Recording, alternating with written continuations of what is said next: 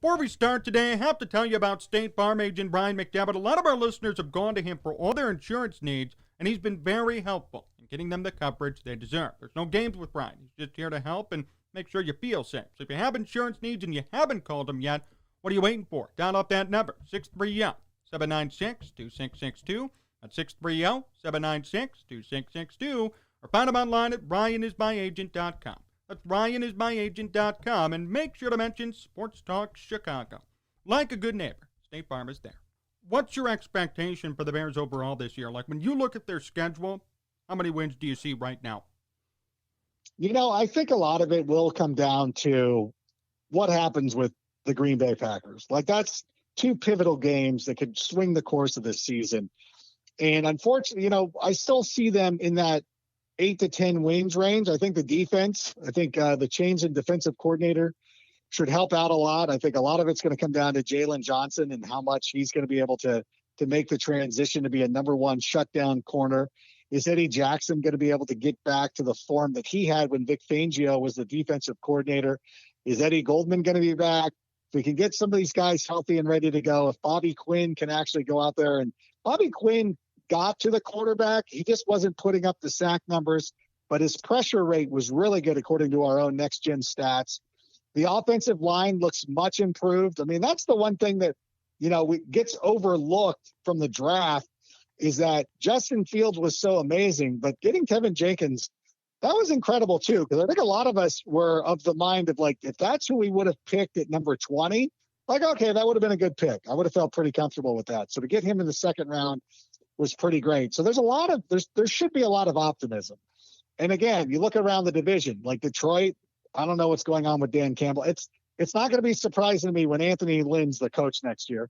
Then you got the Vikings doing the whole bring your son to work day, because Kubiak's kid's the offensive coordinator, Zimmer's kid's the defensive coordinator.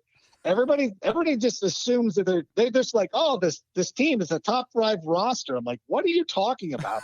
I know Darisaw was fine, and they did extend Daniel Hunter, which is good for them. But it's like, at the same time, it's like Vikings fans need to calm down. Like they always overestimate their team, but I don't know. I think there's a good opportunity, and I say this as like fans that need to calm down as I'm going crazy for Justin Fields, but I feel like there's a reason to be optimistic about this Bears team.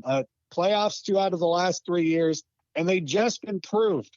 So I think that there should be an expectation to 8, 9, 10, 11, or let's not go 12, but let's go 10 wins. I think that's a reasonable expectation. Could there be a playoff appearance this year for the Bears? I hope so. I really do. I think, I'm trying to judge it by looking around the league. Like if Green Bay comes back, if they screw this up with Aaron Rodgers, which, we're all hoping for, the Saints should regress a little bit. The Panthers are still a work in progress. The Seahawks and the Cardinals are great, but man, they both have issues in their defensively. And I think as Stephon Gilmore is being dangled by the New England Patriots. First of all, I think the Bears, like, maybe are we in on this? It's easy cap hit. But also those teams need to address their positions as well. So I think that there's an opportunity there in the NFC, especially with 7 teams that make the playoffs now. I think the Bears are a playoff team. Is that the main goal for this season, though? Would you rather see great development from Fields and maybe a below 500 record, or go for it all this year and see what could happen? I really do believe that the most important thing for this season is understanding what you have with Justin Fields. And I think I would use the Chargers as the example here, where last year they didn't make the playoffs.